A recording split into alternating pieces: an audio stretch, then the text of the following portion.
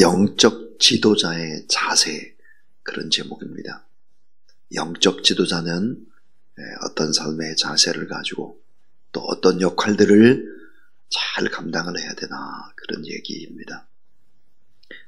기독교인들을 아주 심하게 박해했던 로마의 3대 황제가 있습니다. 그 첫 번째 황제는 네로 황제죠. 살아있는 신이다.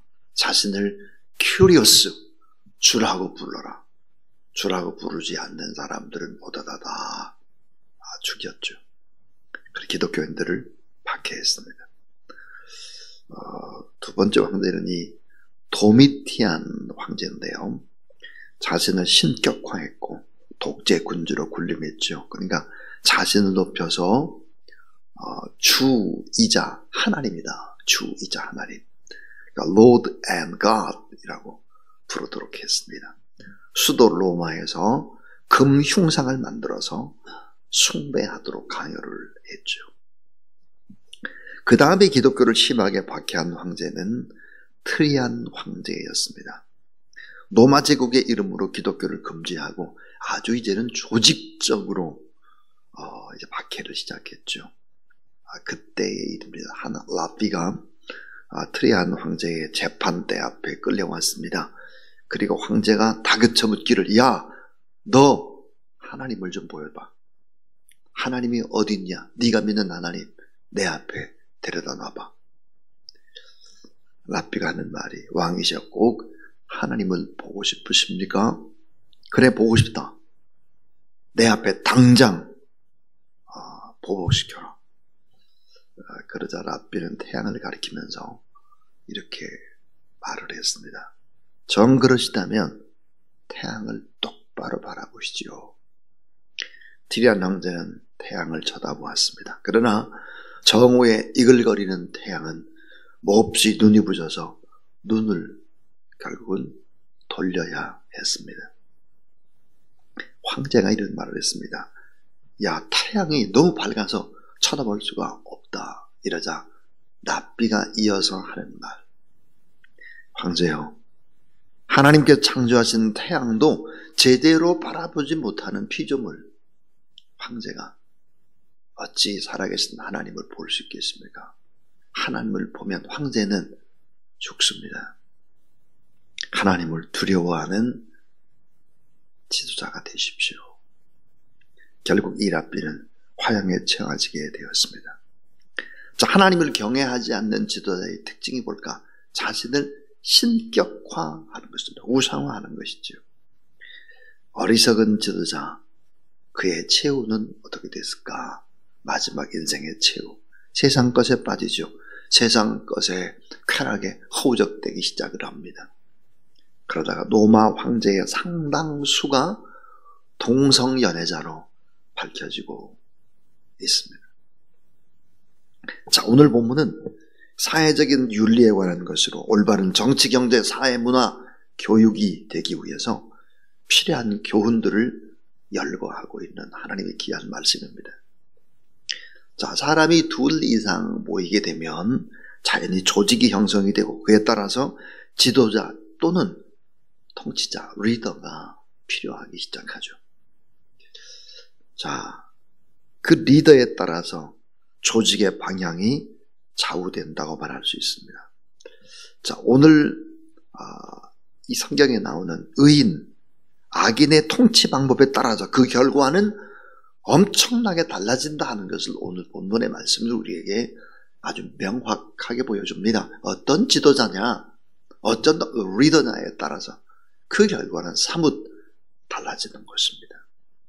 오늘 본문에 나오는 의인이나 악인, 지혜 있는 자, 지혜 없는 자에 따라서 완전한 다른 열매를 맺게 되는데, 영적 지도자는 어떤 자세를 가지고 그 가치관을 가지고 살아가야 될까? 오늘 성경 잠언 29장을 통해서 살펴보려고 합니다. 그런데 오늘 이 새벽에 나와서 하나님 앞에 예배드리는 사람은 다 누굴까? 지도자입니다. 하나님의 자녀이기 때문에 난 지도자가 아닌 것 같다라고 할지라도 사실은 지도자죠. 아주 핵심의 코어 멤버들입니다. 그러니까 크게 생각하면 나라의 정치, 경제, 사회, 문화, 교육을 이끄는 지도자를 생각할 수 있지만 좀 작게 생각한다면 오늘 여러분의 삶의 모습과도 같은 것입니다.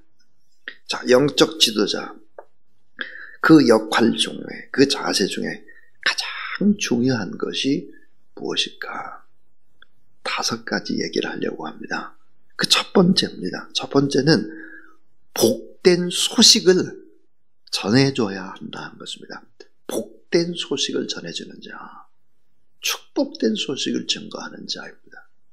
자, 오늘 2절에 보니까 백성이 즐거워했다 그랬는데 언제 즐거워했나? 자, 의인이 많아지면 백성이 즐거워했다 그랬습니다.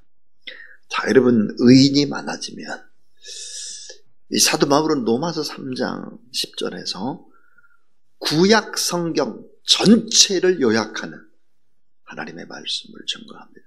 구약 성경의 전체 요약이 무엇이겠나?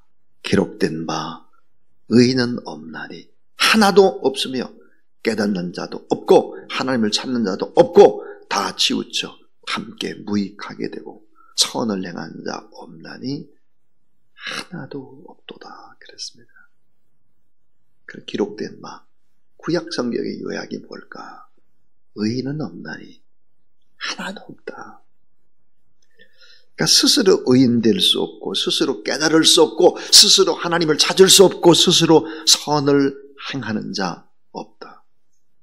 이게 뭐예요? 구약 성경의 요약이다. 그렇다면 오늘 2절 말씀에 의인이 많아지면 백성이 즐거워하고 악인이 권세를 잡으면 백성이 탄식하느니라. 여러분, 의인이 누굴까? 의인은 바로 예수 그리스도를 믿은 사람이 의인이다. 하나님의 의가 우리 안에 전가되고 그래서 우리를 하나님께서 예수 그리스도를 통해서 바라볼 때 의인이라고 바라보는 것이죠. 이 복음이 최고의 복된 소식이 될 수 있죠. 이 복음을 받아들이게 되면 죄인이 의인되고 멸망해서 생명으로 뒤바꿔지게 되고 저주가 변해서 축복이 된다. 이 소식이 최고 즐거운 소식인데요. 이 복된 소식을 전해 주어야 영적 지도자다. 그 지도자의 역할을 하는 자다 하는 것입니다. 두 번째입니다. 공의로운 판단력을 가지라 하는 것입니다. 공의로운 판단력. 오늘 4절에 보니까 공의로 나라를 견고케 하나 그랬습니다. 공의. 자, 여러분, 공의는 하나님의 속성이죠. 하나님의 속성입니다. 근데 예수 그리스도의 십자가는 사실은 사랑의 십자가요, 공의의 십자가입니다. 이 사랑과 공의는 여호와 하나님의 참 모습이요 실체를 보여주죠. 자, 여러분, 구약 예언서의 핵심의 메시지가 뭘까? 그것은 바로 사랑과 정의가 입맞춤하는 것입니다. 사랑과 정의가 다 필요하다는 거죠. 만약에 사랑이 없는 정의 어떻게 될까요? 사랑이 없는 정의, 날카로운 법조적으로 으시시한 나라가 되죠. 자유가 없습니다. 평안함이 없습니다. 내가 뭘 잘못되질 않았나 늘 걱정하죠. 염려, 근심, 두려워하고 있습니다. 이 사랑이 없는 정의가 판치는 사회는 이런 거죠. 그런데 여러분, 정의 없는 사랑을 한번 생각해 보죠. 정의 없는 사랑, 문제와 타락을 가져오죠. 무질서를 부채질하게 됩니다. 무의미 속에서 많은 사람들이 결국은 허무와 방탕과 절망에 빠질 수밖에 없는 것이죠. 그래서 여러분, 예수 그리스도의 십자가의 사랑이라고 하는 것은 하나님의 사랑과 하나님의 공의가 만나게 되는 것입니다. 자, 죄인을 용서하는 하나님의 사랑. 우리 죄를 다 대신 지시고 십자가에 못 박혀 돌아가시는 대속, 구속의 예수 그리스도 사랑입니다. 근데 그 죄를 어떻게 할까? 대신 갚아주는 것입니다. 그래서 공의를 만족하게 하는 것이죠.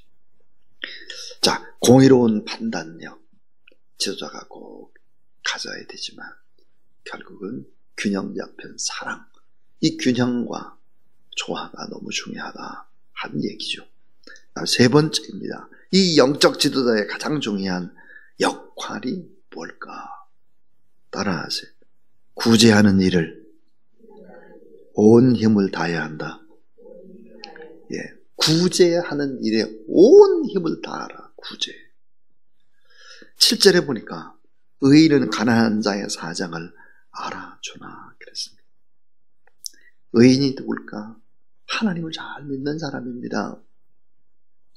가난한 자의 사정을 알아주나. 13절을 한번 보시죠. 한번 같이 읽어볼까요? 13절. 자, 13절 시작. 가난한 자와 포악한 자가 섞여 살거니와 여호와께서는 그 모두의 눈에 빛을 주시느니라. 이 둘에서 다 볼 수 있는 눈을 줬다는 거예요.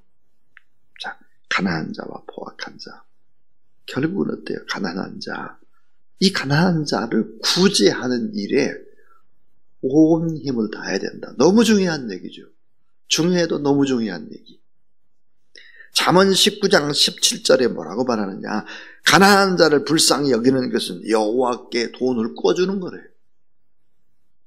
그 선행을 어때요? 갚아준대요. 우리가 하나님 앞에 구제를 행하고 가난한 자를 돕고 어려운 자를 섬기는 것은 하나님 앞에 꿔주는 거예요. 선행을 반드시 갚아준다는 거죠. 예수님께서도 마태복음 19장 21절에 이렇게 말씀했어요.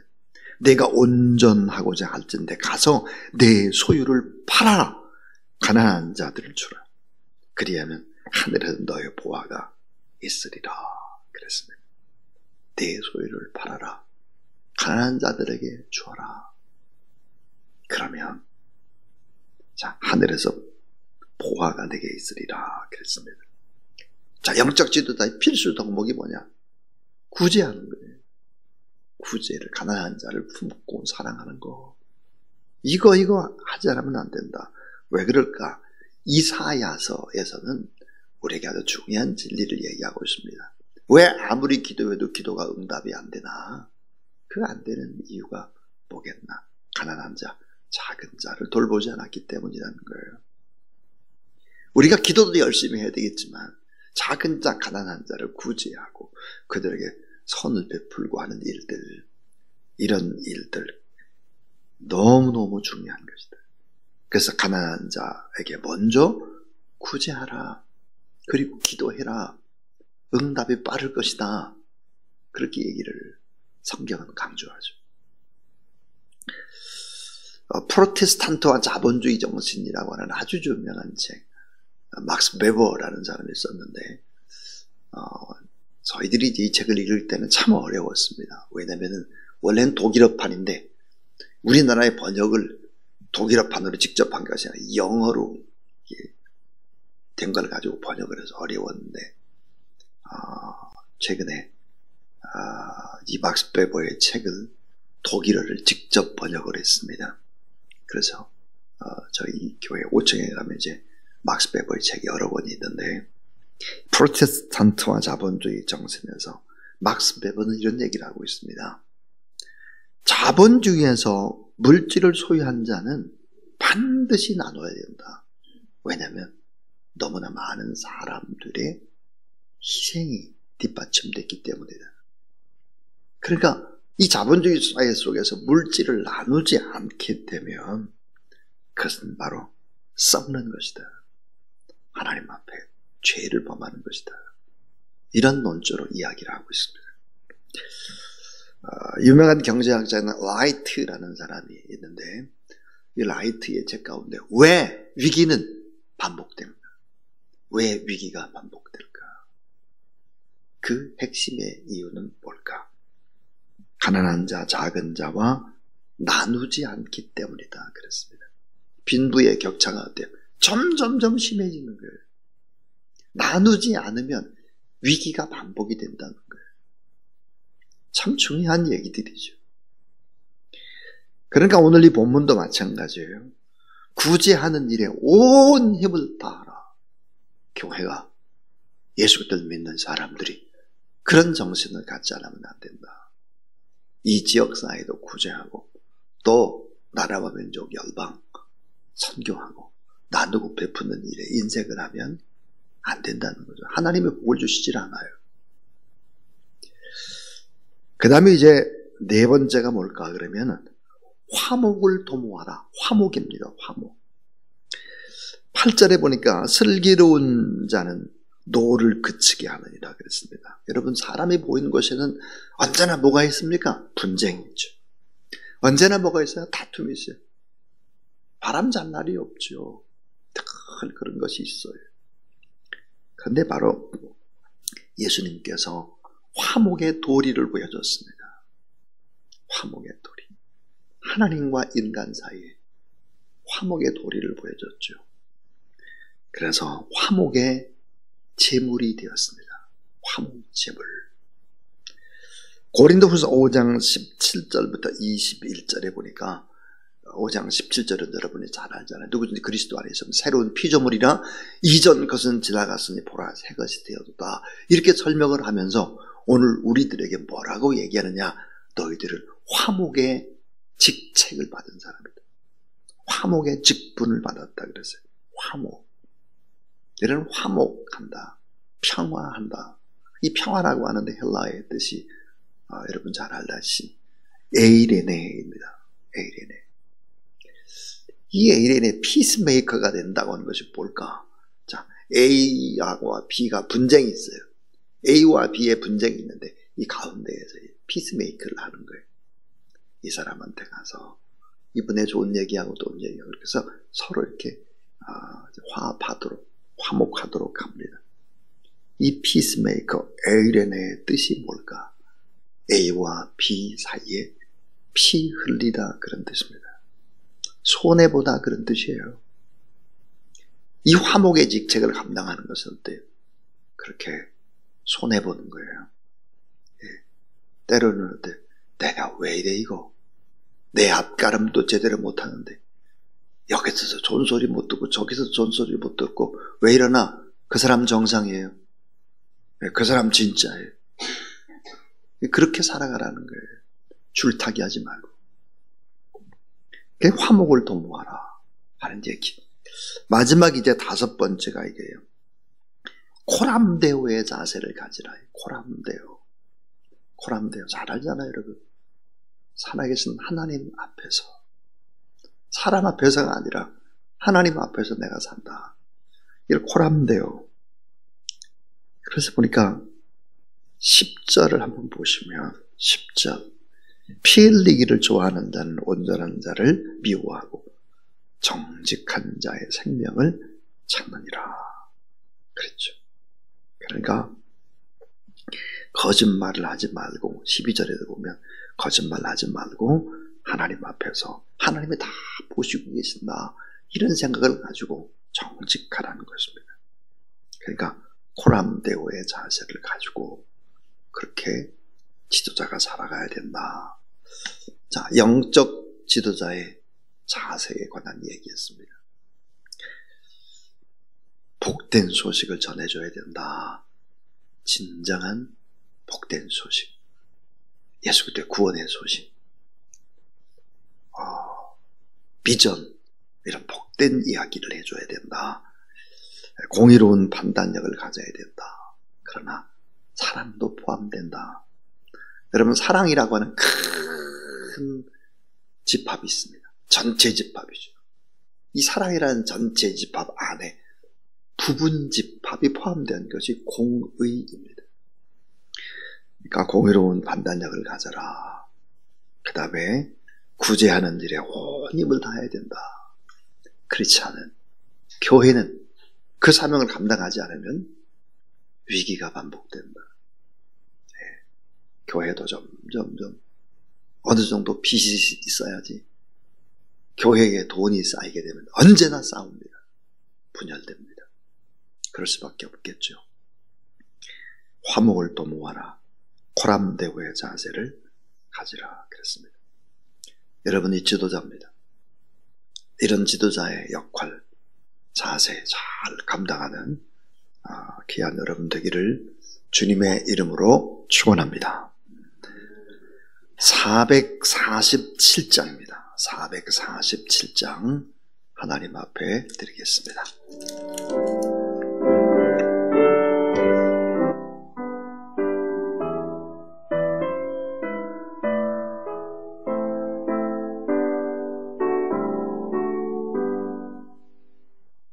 세상 끝날까지 주 섬겨 살리니 내 친구 되신 주여 늘 함께 하소서. 주 나와 함께 하면 전쟁도 겁없고 주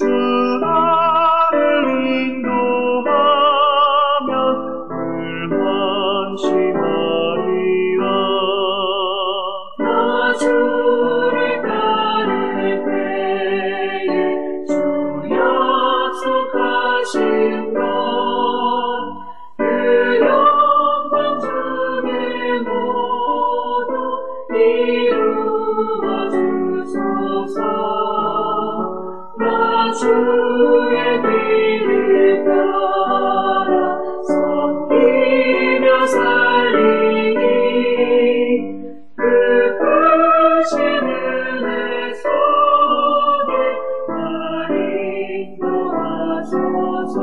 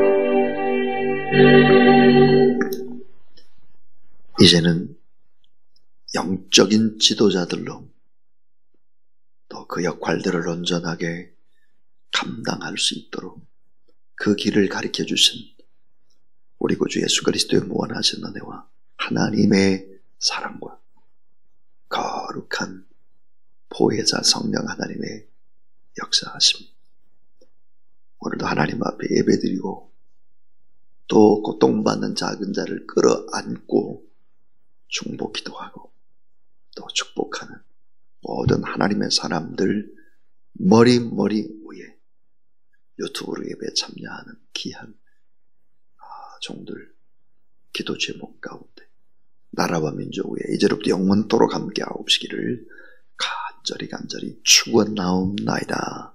아멘.